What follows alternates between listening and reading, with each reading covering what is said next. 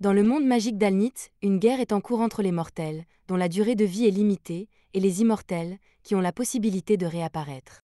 L'issue de la guerre dépend du combat entre les deux hommes les plus forts des deux camps, Graham, le héros humain, et Veltol, le seigneur démon qui règne sur les immortels.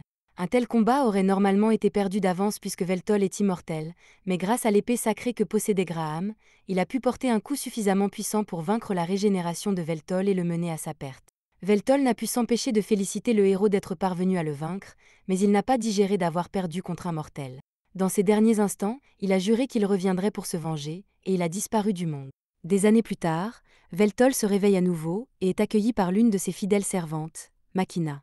Elle s'agenouille devant lui et lui dit qu'elle a patiemment attendu 500 ans le jour où il reviendrait. Elle s'excuse de devoir s'occuper de lui dans une tenue aussi décontractée, mais Veltol répond que cela ne le dérange pas. Il est heureux qu'elle ait réussi à accomplir son rituel de réincarnation et à le ramener à la vie, mais cela dit, il n'a aucune idée de l'endroit où il se trouve et veut repartir à la conquête d'Alnith. Makina lui explique alors que beaucoup de choses se sont produites au cours des 500 années qui se sont écoulées depuis sa mort, et qu'Alnith n'existe plus. Il y a environ 80 ans, Alnith et la Terre ont été victimes d'une catastrophe majeure qui a entraîné la fusion des deux mondes. En conséquence, 90% de la population a été décimée et les gouvernements nationaux ont cessé de fonctionner. Les villes ont commencé à fonctionner comme des États indépendants et quelques guerres ont éclaté depuis lors, mais la situation est relativement pacifique aujourd'hui. C'est l'état actuel du monde, et étant donné que la Terre possédait une technologie incroyablement avancée et qu'Alnith possédait de la magitech, la fusion des deux mondes a conduit à de nombreuses avancées rapides. Makina l'emmène à la surface pour lui montrer à quoi ressemble le nouveau monde, et Veltol est stupéfait de voir à quel point le monde a évolué. Mais dans son étonnement, il oublie de faire attention à ce qui l'entoure et manque de percuter un inconnu dans la rue, ce qui oblige Makina à le repousser. Il s'excuse auprès d'elle de s'être laissé distraire, mais il n'arrive pas à croire que cet homme l'ait percuté aussi imprudemment, elle, l'un des 6 Dark-Pires. C'est presque comme s'il ne savait pas ou ne se souciait pas de qui elle est, alors Veltol est prêt à instiller un nouveau sentiment de peur chez ces mortels stupides. Il lève la main vers le ciel, et Makina sait déjà ce qu'il s'apprête à faire. Elle essaie donc de lui dire que ce n'est pas une bonne idée, mais il est déjà trop tard, car il a déjà lancé son sort dans le ciel et créé un énorme trou dans la couverture nuageuse. Les gens semblent plus agacés qu'effrayés par le fait que quelqu'un ait été assez stupide pour utiliser la magie dans la ville. Une alarme se déclenche peu après, et Makina explique qu'il est interdit d'utiliser la grande magie dans la ville, et qu'ils doivent donc quitter les lieux avant d'avoir des ennuis. Veltol ne comprend pas pourquoi il doit faire quelque chose d'aussi lâche que de s'enfuir, mais comme Makina insiste, il la suit. Cependant, alors qu'ils partent, Veltol remarque quelqu'un qui ressemble beaucoup au héros Graham, et il n'a pas le temps d'affronter l'homme car Makina continue de l'entraîner. Une fois hors de danger, Makina s'assoit avec Veltol et l'informe qu'après sa mort, les immortels ont dû signer un cessez-le-feu avec les mortels, et la guerre entre eux a pris fin. Mais lorsque les mondes ont fusionné il y a 80 ans, les citoyens du royaume des immortels ont été contraints de se disperser dans le monde entier, et peu de temps après, les grandes industries ont entamé une croisade contre eux. Veltol lui demande ce qu'elle veut dire, et Makina lui explique que les habitants du monde ont décidé collectivement que les immortels ne méritaient pas les droits de l'homme, et qu'ils ont donc commencé à les chasser sans relâche. Au début, ce n'était pas si grave, mais les gens ont mis au point des armes anti-immortelles, et à partir de ce moment-là, les immortels ont été tués à vue, au point de frôler l'extinction. Il faut quelques instants à Veltol pour comprendre que son peuple a été anéanti, mais une fois qu'il l'a accepté, il demande à Makina si elle sait ce qu'il est advenu des 5 autres pères noirs. On ignore où se trouve Silwal d'Eralshin, mais la mort de Zeno est malheureusement confirmée. Il s'est sacrifié et a servi de leurre pour que Makina puisse échapper aux chasseurs. Il a dit qu'il le faisait pour le bien de Veltol car, à part Alshin, Makina était la seule personne capable d'accomplir le rituel de réincarnation de Veltol. Zeno a toujours été un fidèle de Veltol, il est donc reconnaissant d'avoir eu un si bon subordonné, mais il reste encore une personne que Makina n'a pas mentionnée, alors Veltol lui demande ce qu'il en est de Marcus. Makina n'a pas vraiment envie de parler de Marcus, alors elle essaie de changer de sujet et demande à Veltol s'il a soif. Veltol dit que non, alors Makina doit inventer une excuse pour expliquer qu'il a besoin de boire quelque chose et lui dit d'attendre là pendant qu'elle va en acheter. Pendant qu'elle est partie, un YouTuber commence à s'afficher sur des panneaux d'affichage, et Veltol se demande ce que c'est. Il remarque ensuite que plusieurs lumières s'allument dans les environs, et qu'elles semblent être causées par une fille qui se trouve sur un toit près des panneaux d'affichage. On ne sait pas trop ce qu'elle fait au début, mais elle fait un geste du poignet. En un instant, tous les panneaux d'affichage se mettent à diffuser des vidéos de Hub. La jeune fille semble assez satisfaite d'elle-même, et personne ne sait que c'est elle qui a fait ça, alors elle commence à s'éloigner. Mais alors qu'elle s'en va, Veltol l'appelle, et elle panique un peu parce qu'elle vient de se faire prendre. Elle essaie de prétendre qu'elle n'est pas impliquée, mais Veltol l'a clairement vu faire quelque chose avec les terres environnantes, et tout d'un coup, les écrans ont changé. Elle n'arrive pas à croire que quelqu'un ait été assez perspicace pour comprendre ce qu'elle a fait en se basant uniquement sur les terres environnants, alors elle demande à Veltol qui il est. Bien qu'elle ne le prenne pas au sérieux lorsqu'il affirme être le seigneur des démons, Veltol explique qu'il sait qu'elle a fait quelque chose aux écrans géants, mais qu'il n'en comprend pas le principe, et qu'il aimerait donc l'apprendre d'un expert comme elle. La jeune fille est flattée qu'il la prenne pour une experte en la matière, et elle commence à expliquer qu'il ne s'agissait que d'un piratage de base, et qu'en comparaison, la fuite des fichiers Pokémon était bien plus difficile. Tout ce qu'elle a fait, c'est profiter d'une faille fatale dans la barrière logique du panneau d'affichage, et elle a glissé quelques vidéos épicées pour s'amuser. Veltol l'interrompt et lui dit qu'il est à la recherche d'un de ses subordonnés nommé Marcus, et qu'il se demande si elle a une idée de l'endroit où il peut le trouver. La jeune fille lui montre une tour massive au milieu de la ville et lui dit que le PDG de cette entreprise s'appelle Marcus, et qu'il pourrait donc le trouver s'il s'y rendait. Veltol suit son conseil et se rend à Heavy Magic Industries à la recherche de Marcus. En entrant, il aperçoit une chose bizarre qui s'agite devant lui, mais il l'ignore et se dirige vers la réception. Il dit à la réceptionniste qu'il est ici pour chercher Marcus, mais avant même qu'il ait fini de parler, la secrétaire privée de Marcus arrive et dit qu'elle est ici pour apporter Veltol à Marcus. Ils montent tous les deux dans l'ascenseur qui mène au sommet de la tour, et pendant qu'ils montent, Veltol remarque que la secrétaire a une épingle de la chose qu'il a vue quand il est entré, alors il demande de quoi il s'agit. Elle lui répond fièrement qu'il s'agit de la mascotte de l'entreprise et qu'ils ont l'intention de créer une marque autour d'elle dans un avenir proche. Veltol finit par arriver au sommet de la tour, où il trouve Marcus assis sur son. Marcus dit que cela fait longtemps qu'il n'a pas vu Veltol, mais Veltol trouve irrespectueux que Marcus reste assis en présence de son roi. Marcus l'ignore et lui demande ce qu'il a à faire ici. Veltol lui répond qu'il veut que Marcus l'aide à reconstruire le royaume immortel. Marcus lui rit au nez pendant une bonne minute avant de lui dire qu'il ne le fera pas, d'un ton moqueur. Veltol se sent insulté et se prépare à donner à Marcus une douloureuse leçon de respect. Cependant, avant qu'il ne puisse lancer son sort, l'assistante de Marcus lui assène un coup de lame, ce qui l'oblige à s'esquiver. Il est choqué de voir qu'elle est capable d'utiliser la magie de la forge d'armement, mais avant qu'elle n'attaque à nouveau, Marcus lui demande de se retirer. Il se tourne ensuite vers Veltol et lui dit qu'il est devenu faible car, dans la fleur de l'âge, il ne se serait jamais senti menacé par une magie de cette ampleur. Comment compte-t-il s'emparer du monde si un seul humain est capable de lui donner autant de fil à retordre? Marcus refuse de servir un roi aussi pitoyable et demande à Veltol de le quitter des yeux avant qu'il ne le force. Veltol est furieux et commence à lancer son sort pour abattre Marcus, mais avant qu'il ne puisse terminer, Marcus a déjà lancé son briseur de sorts, et Veltol reste sous le choc car Marcus n'a jamais été assez doué pour le surpasser dans le domaine du lancement de sorts. Marcus attend ce moment depuis des années et prend plaisir à dire à Veltol que sa force est une relique du passé. Il révèle l'implant qu'il a dans la nuque, mais Veltol ne sait pas ce que c'est, alors Marcus sort une vidéo d'instruction qui explique tout à son sujet. L'appareil s'appelle une Familia, et alors que l'utilisation de la magie nécessite normalement un processus en 5 étapes, initialisation, construction, expansion, incantation et proclamation, cet appareil permet de sauter 3 étapes, de sorte que n'importe qui, et je dis bien n'importe qui, peut désormais utiliser la magie à des niveaux élevés. Et au cas où Veltol aurait l'idée d'implanter sa propre Familia, Marcus l'a spécifiquement conçue pour être incompatible avec les êtres supérieurs comme Veltol. Cela signifie qu'il ne pourra jamais utiliser de Familia, et bien que sa vitesse naturelle de lancement de sorts soit surhumaine, comparée à celle de l'IA, il pourrait tout aussi bien envoyer ses sorts par la poste. Veltol demande pourquoi Marcus fait tout cela, et Marcus lui révèle qu'il n'a jamais aimé Veltol depuis le jour où ils se sont rencontrés. Il était tyrannique, arrogant, et pire encore, il avait les compétences nécessaires pour justifier son arrogance, si bien que Marcus n'a jamais pu s'opposer à lui à l'époque, mais tout cela a changé. Il dit à Veltol qu'il est temps pour lui de partir, alors Marcus lui lance plusieurs épées de sang, et Veltol n'est pas capable de les esquiver toutes, alors il finit par être poignardé plusieurs fois et projeté par la fenêtre. Marcus a toujours voulu faire ça, et maintenant qu'il a enfin triomphé de Veltol, il déclare qu'il est le nouveau seigneur des démons. Mais tout cela mis à part, sa secrétaire veut vraiment discuter des idées promotionnelles qu'elle a pour la mascotte de l'entreprise, alors Marcus lui dit de soumettre ses idées lors de la prochaine réunion de planification. Pendant ce temps, Veltol a atterri en catastrophe dans la ville, et sa régénération est bien plus lente qu'avant, si bien qu'il a du mal à se remettre de sa blessure. Il tente de sortir dans la rue mais se heurte accidentellement à quelqu'un, ce qui lui vaut une bagarre qu'il perd immédiatement. Maintenant, regardez-le, étendu sur un tas d'ordures, se demandant pourquoi il continue à perdre contre les mortels, comme il a perdu contre Graham, jusqu'à ce que Makina finisse par le trouver. Makina le fait monter dans un train et commence à s'excuser d'avoir hésité à l'informer de la trahison de Marcus, et c'est à cause de son hésitation qu'il a fini par être déshonoré à ce point. Il lui répond qu'il n'a pas à s'excuser, car même si elle l'avait prévenu, il aurait voulu le confirmer par lui-même.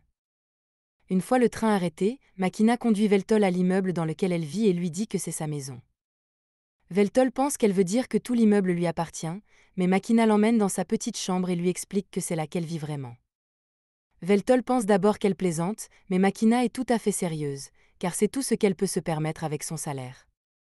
Veltol se rend compte qu'elle a vécu ainsi pendant tout ce temps en attendant son retour, alors il la serre contre lui et la remercie, car il n'oubliera jamais la loyauté qu'elle lui a témoignée. Il y a plusieurs siècles, Makina était persécutée par les gens de son époque. En effet, après avoir découvert qu'elle était immortelle, ils l'ont rendue responsable de tous leurs problèmes et ont décidé que la meilleure chose à faire était de la jeter dans un volcan. Cependant, avant que Makina n'entre dans la lave, Veltol surgit de nulle part pour la sauver. C'était la première fois qu'ils se rencontraient, et la seule raison pour laquelle Veltol était venu était qu'il avait entendu dire qu'il y avait un autre immortel comme lui dans la région, et après avoir vu Makina pour la première fois, il n'a pas été déçu. Il lui proposa de lui consacrer son corps et son âme, et depuis ce jour, Makina est restée fidèle à Veltol. Makina ne tarde pas à se réveiller. Avant que Veltol ne se réveille, elle se rend à la cuisine pour préparer le petit déjeuner. En attendant que la soupe bouille, elle fait appel à son assistant virtuel, Elclay, et une version miniature d'elle-même apparaît dans son champ de vision. Elle lui indique la date, l'heure et les conditions météorologiques actuelles. Makina demande à Elclay comment elle se porte. Elclay effectue alors un diagnostic complet de ses systèmes et lui annonce que tout fonctionne parfaitement. Ce qui est bien, mais ce n'est pas exactement ce que Makina demandait. Makina termine son petit déjeuner, puis va réveiller Veltol et lui sert la nourriture. Il n'a jamais vu un tel plat, mais rien qu'à l'odeur, il sait qu'il va être délicieux. Il prend les baguettes pour goûter, et bien sûr, il adore la nourriture que Makina lui a préparée, ce qui rend cette dernière extrêmement heureuse. Une fois qu'il a fini de manger, Veltol demande à Makina si elle sait où se trouvent d'autres immortels, et elle connaît en effet quelques immortels qui ont réussi à échapper à la chasse aux immortels. Mais récemment, des immortels ont disparu, et Makina a même perdu le contact avec deux de ses proches assistants, Orné et Palmlook. Elle espère qu'ils se sont simplement cachés, mais n'ayant aucun moyen de les contacter, elle n'en est pas sûre. Veltol lui demande si les chasses à l'immortel existent toujours, mais elle lui répond qu'elles ont pris fin il y a plusieurs dizaines d'années. Ces chasses ont été lancées par Marcus pour asseoir sa position au sommet, et maintenant qu'il a tout le pouvoir, il n'a plus aucune raison de continuer. Le ressentiment des gens à l'égard des immortels a également diminué au fil des ans, si bien qu'il n'est pas particulièrement dangereux d'être vu à l'extérieur. Après la disparition des aides de Makina, elle s'est rendue à leur appartement pour prendre de leurs nouvelles, et l'endroit était en désordre. Mais le seul indice qu'elle a trouvé est cette note sur laquelle sont inscrits les mots « Fournaise immortelle ». En lisant le message, Veltol attrape sa tasse de thé, mais une douleur soudaine le fait tressaillir et il renverse la tasse partout. Il semble qu'il n'est pas encore complètement guéri des blessures qu'il a subies hier, et ce n'est pas seulement sa régénération qui s'est affaiblie, tout en lui est plus faible qu'avant. Même le sort qu'il a lancé à son arrivée aurait eu un effet bien plus important si Veltol était à pleine puissance. Makina explique cela par le fait que la foi que Veltol utilisait comme pouvoir à l'époque de sa splendeur n'existe plus. Pour l'instant, on ne parle de lui que dans les livres d'histoire. Sans reconnaissance, les pouvoirs de Veltol ne lui reviendront jamais vraiment, mais il pense que cela devrait être assez facile à résoudre puisqu'il n'a qu'à se faire connaître une fois de plus. Cela dit, il dit à Makina qu'il veut sortir et explorer les environs, car rester assis toute la journée serait mauvais pour lui, alors Makina suggère qu'ils aillent tous les deux faire du shopping. Ils entrent donc dans un magasin et Makina lui demande de monter sur la plateforme pour que la machine puisse prendre un scan 3D de son corps. Elle s'excuse d'être limitée à des vêtements bon marché en raison de son budget, mais Veltol lui dit que cela ne le dérange pas, car sa beauté naturelle lui irait bien dans n'importe quel vêtement.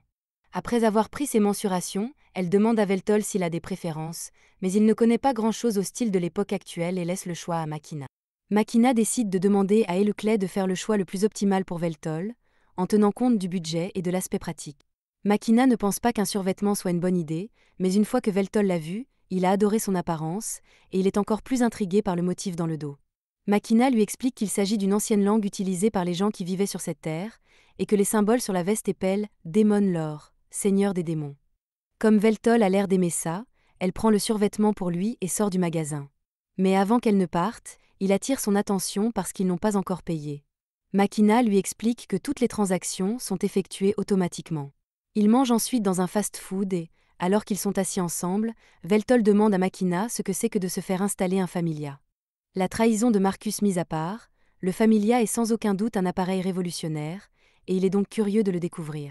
Makina explique qu'il est très pratique, car il permet non seulement d'utiliser plus facilement la magie, mais aussi de recueillir des informations, de faire des achats ou même de communiquer.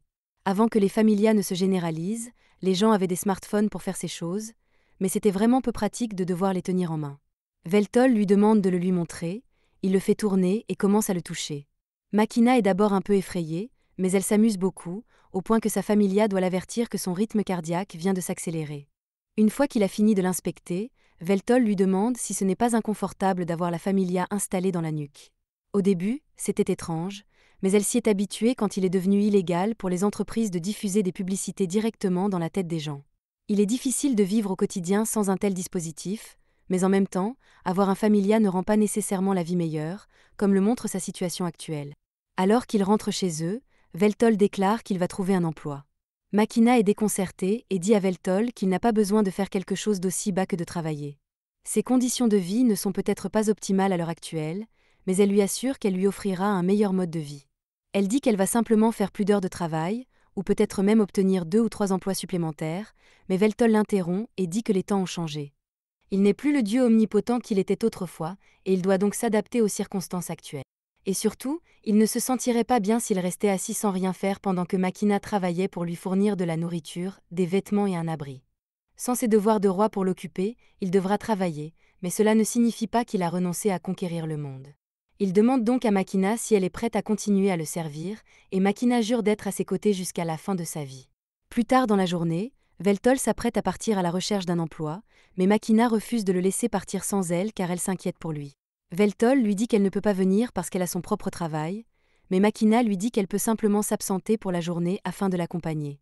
Veltol refuse et lui rappelle que dans le cas improbable où il ne trouverait pas d'emploi, il devrait compter sur ses revenus, et qu'elle ne peut donc pas se passer de son travail. Makina accepte de le laisser partir seul, mais pour plus de sécurité, elle remet à Veltol un appareil contenant un peu d'argent en cas d'urgence. En cas de problème, Veltol peut l'utiliser pour la contacter et elle se rendra sur place dès que possible.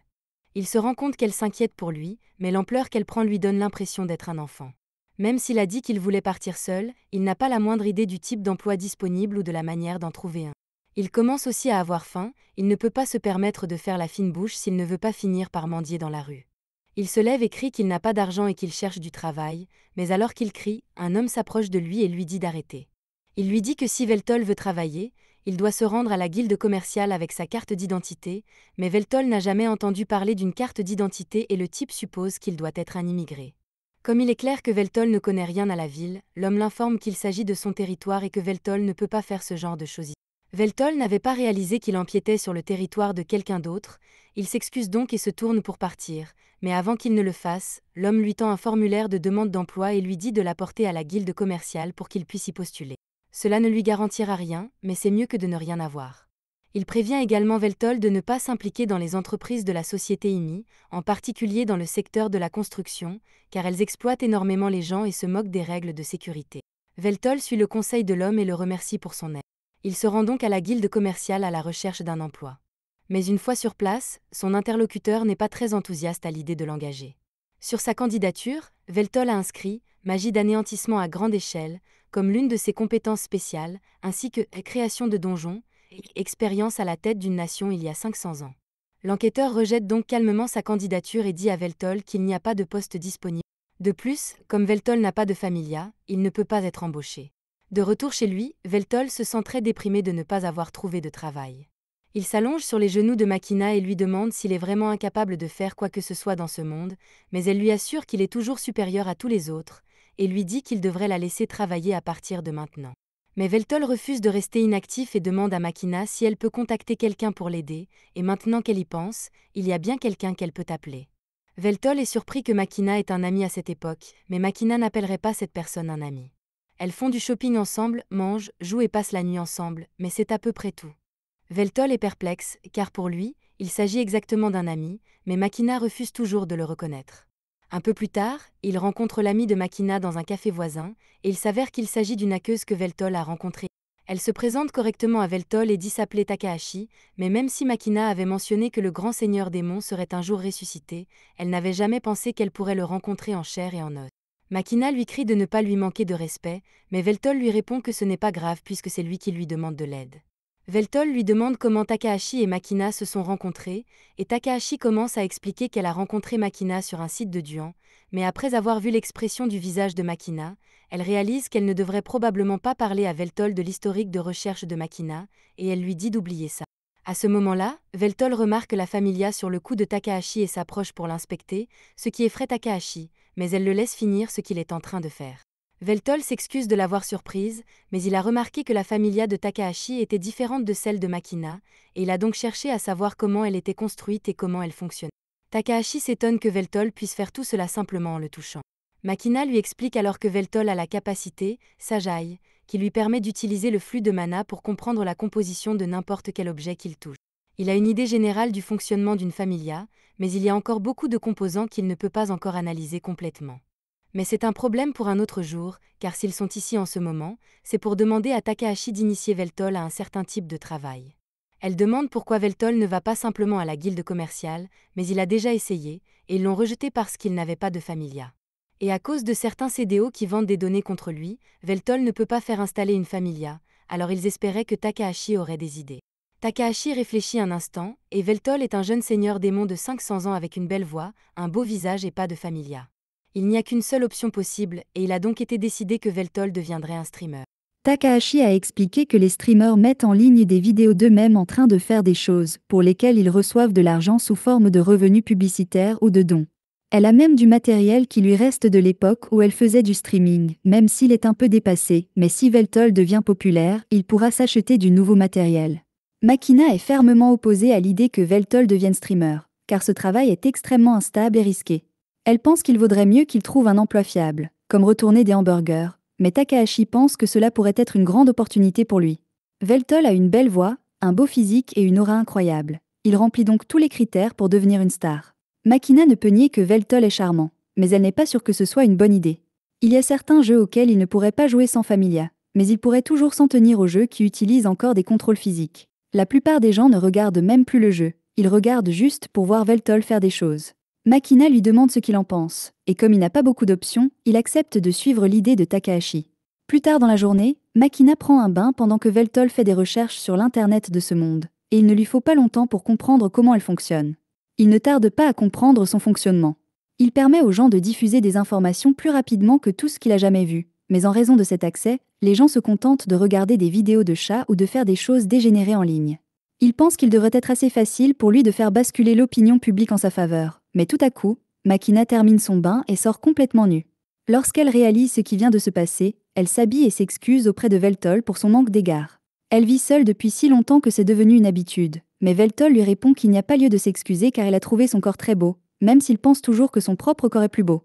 Quelques heures plus tard, Takahashi arrive chez Makina avec tout son vieux matériel pour aider Veltol à l'installer. Une fois que c'est fait, elle lui donne la manette pour qu'il puisse essayer quelques jeux. Elle essaie de lui expliquer les commandes, mais Veltol lui répond que ce n'est pas la peine puisqu'il sait déjà exactement comment ça marche. Ce genre de choses est bien plus facile à analyser qu'une familia. Alors il commence à faire défiler la bibliothèque de jeux et se décide pour Bloodborne. Takahashi se souvient que de nombreuses personnes ont abandonné le jeu parce qu'il était trop difficile, mais elle est sûre que les capacités d'analyse de Veltol lui faciliteront la tâche. Pourtant, lorsque Veltol démarre le jeu, il ne parvient même pas à dépasser l'introduction. C'est beaucoup plus difficile qu'il ne le pensait. Et même après quelques heures de jeu, il n'a toujours pas beaucoup progressé, si bien que Takahashi lui dit carrément qu'il est nul. Makina pense que Takahashi est impoli, mais Veltol sait très bien qu'il est nul. Il comprend les mécanismes, mais n'arrive pas à les maîtriser. Makina craint donc qu'il ne soit pas capable de streamer après tout. Au contraire, Takahashi pense que cela sera très bénéfique pour l'image de Veltol en ligne, car la seule chose qu'Internet aime plus qu'un beau gosse, c'est un beau gosse qui échoue en toute confiance. Mais avant cela, Takahashi dit qu'ils doivent travailler sur le message d'introduction de Veltol. Veltol demande s'il peut se présenter normalement, mais Takahashi lui répond que ce n'est pas possible. Il y a déjà plus de 5 millions de streamers dans le monde, et à peine 1% d'entre eux gagnent suffisamment d'argent pour survivre. Si Veltol veut se lancer dans le business, il doit trouver un moyen de faire impression sur le plus grand nombre de personnes possible avec son message d'accueil. Takahashi semble penser que le message d'accueil est très important. Veltol demande donc à Makina si elle a une idée de ce qu'il pourrait utiliser comme message d'accueil. Makina réfléchit un instant et lui suggère d'adapter l'une de ses déclarations de gardien et de l'utiliser. Veltol essaie et la déclaration consiste essentiellement à dire aux stupides mortels qu'ils devraient être honorés d'être en sa présence. C'est dramatique, donc Takahashi pense que c'est un bon début, mais ce n'est pas encore très accrocheur, donc ils devront trouver quelque chose à y ajouter. En attendant, Takahashi a déclaré qu'elle donnerait à Veltol un cours accéléré sur tout ce qu'il doit savoir sur le streaming. En gros, il va devoir streamer tous les jours, même si personne ne le regarde, et quoi qu'il fasse, il doit éviter de parler de choses érotiques ou racistes, car cela le ferait bannir plus vite qu'Asmongold. Et surtout, pendant que Veltol diffuse, Makina doit s'assurer de ne jamais être filmée, car il ne faut pas que les gens pensent qu'elle est sa petite amie. Dans un geste amical, Takahashi demande à l'un de ses amis de l'aider à promouvoir son stream, mais après cela, il lui doit une faveur. Le temps passe et Veltol devient de plus en plus populaire, mais lorsque les trolls envahissent inévitablement son stream, il n'est absolument pas perturbé et les encourage même à continuer à s'en prendre à lui. Peu lui importe, puisqu'il tire son pouvoir de ce que les autres pensent de lui, et que même la publicité négative joue en sa faveur. Très vite, à force de travail et de détermination, Veltol atteint le million de vues, et pour son dernier stream, il jouera à Bloodborne 3 non-stop jusqu'à ce qu'il ait terminé. Cependant, pendant qu'il joue, une caméra est braquée sur la maison de Makina et filme le moment où Makina rentre du travail. Au moment où Makina entre, Veltol vient de terminer le jeu, il fête sa victoire et de nombreux fans le félicitent. Il s'est beaucoup amélioré depuis qu'il a terminé le premier et le deuxième jeu Bloodborne, mais celui-ci était encore incroyablement difficile à battre, et il est heureux d'en être venu à bout. Il remercie tous ses fans et haters d'être restés avec lui jusqu'à ce qu'il ait fini, mais cela dit, il doit mettre fin au stream pour aujourd'hui. Une fois qu'il a terminé, Veltol pousse un soupir de soulagement et Makina ouvre la porte pour vérifier s'il a besoin de quelque chose. Veltol répond qu'il va bien et qu'il va sortir parce qu'il a un colis à récupérer. Makina lui propose d'aller le chercher à sa place, mais Veltol cherche une excuse pour se déplacer depuis un moment et Makina lui dit qu'elle aura préparé le dîner avant qu'il ne revienne. Il se rend en ville et, tout en marchant dans les bidonvilles, il parle de la distorsion et de la tension des structures sociales dans cette ville. Cependant, alors qu'il continue à marcher, il est choqué de rencontrer un visage familier assis sur le bord de la route, Hero Graham. À l'époque, Graham était un bon frère et s'occupait de sa petite sœur, Molina, qui était tombée malade. Il l'a réconfortée et lui a dit qu'il irait cueillir des herbes médicinales pour l'aider à se rétablir, mais alors qu'il s'apprêtait à partir, son père l'a appelé et lui a tendu une épée. Il avait entendu dire qu'il y avait des monstres dans la forêt et il voulait que Graham prenne l'épée pour qu'il puisse se protéger s'il rencontrait quelque chose de dangereux. Sa mère, qui s'inquiétait également de sa sécurité, fit une petite prière pour lui avant qu'il ne parte, et Graham les remercia tous les deux de leur attention. Ce jour-là, il se rendit dans la forêt et la cueillette se déroula sans encombre, mais alors qu'il rentrait chez lui, il tomba sur une armée d'hommes lézards commandés par Zeno, l'un des généraux de Veltol.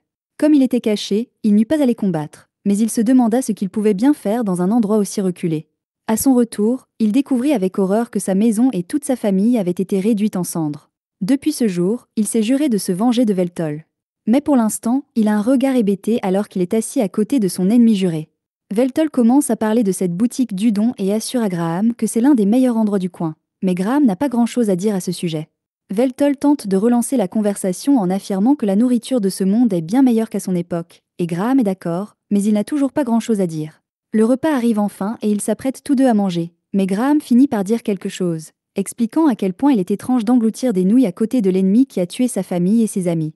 Veltol ressent la même chose, car Graham a tué à lui seul plusieurs de ses vassaux, mais pour l'instant, il n'éprouve aucune haine à l'égard de Graham. Il est simplement curieux de savoir comment Graham a pu survivre aussi longtemps, alors qu'il est immortel. La seule explication serait que Graham soit devenu immortel d'une manière ou d'une autre, mais cela irait à l'encontre de toute son idéologie qui consiste à tirer le meilleur parti d'une durée de vie limitée. Graham explique qu'il n'a pas renoncé à sa mortalité, mais qu'en récompense de sa victoire sur Veltol, la déesse Meldia lui a donné la bénédiction de la jeunesse éternelle. Si cette bénédiction lui a permis de vivre aussi longtemps, elle ne le rend pas immortel pour autant. Veltol commente que la déesse Meldia devait l'aimer beaucoup et qu'il peut donc imaginer qu'elle lui ait accordé une telle bénédiction. Après que Graham eut mis fin à la guerre avec les immortels, ceux-ci recommencèrent à se faire la guerre entre eux. Graham reçut donc l'ordre d'aller sur le champ de bataille et de tuer les mêmes mortels que ceux qu'il avait autrefois combattus pour sauver. Même après la fin de la guerre civile, les gens ont continué à haïr Graham pour une raison ou une autre. Veltol pense qu'une telle issue était inévitable, car les gens craignent naturellement les individus dotés d'un grand pouvoir.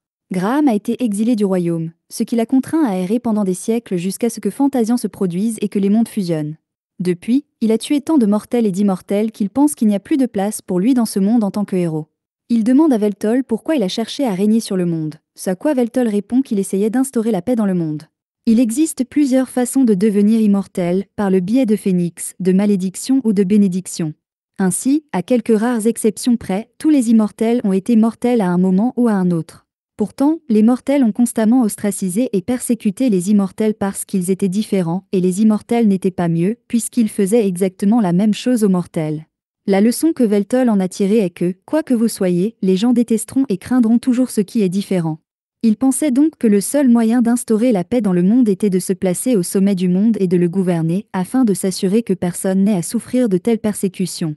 Graham ne croit pas que la paix par la domination du monde fonctionnerait, mais il ne peut pas non plus nier que les gens, laissés à eux-mêmes, ne parviendront jamais à la paix, puisqu'il a fait l'expérience directe des persécutions et des guerres insensées.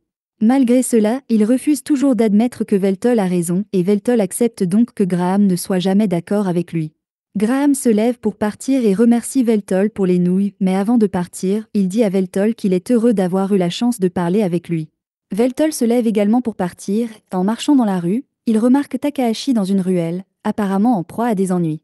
Elle a apparemment engagé cet ogre pour un travail, mais il essaie maintenant de lui extorquer le double du salaire. Takahashi lui dit qu'il est stupide s'il pense qu'elle va lui donner autant d'argent, mais l'ogre est tout à fait prêt à la battre s'il n'obtient pas ce qu'il veut, alors il lève la main pour la frapper. Mais Veltol lui attrape le bras et lui dit de laisser Takahashi tranquille. Il se sent généreux aujourd'hui, alors il est prêt à ignorer le manque de respect de l'ogre. Mais l'ogre reconnaît Veltol comme le gars qu'il a battu il y a quelque temps, alors il n'a pas peur de lui.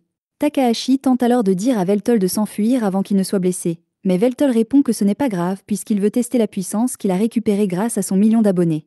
Alors que l'ogre tente de le frapper, Veltol tend la main et attrape le coup, mais l'ogre active alors la magie du vent et brise complètement le bras de Veltol. Cependant, avec ses pouvoirs partiellement restaurés, Veltol est capable de régénérer son bras instantanément et envoie l'ogre dans un tas d'ordures. L'ogre est KO et Veltol est franchement déçu car il s'attendait à un combat plus intense. Takahashi s'approche de lui et lui demande s'il va bien. Veltol répond qu'il va parfaitement bien, mais il veut savoir qui était ce type et pourquoi il l'a attaqué. Takahashi explique qu'il était censé être son garde du corps pour une mission importante aujourd'hui, mais que tout à coup, il s'est mis à faire des demandes ridicules. Veltol ne savait pas que ce type était censé être son garde du corps, alors il s'excuse de l'avoir assommé, mais Takahashi dit que ce n'est pas grave puisqu'elle vient de trouver quelqu'un d'encore mieux.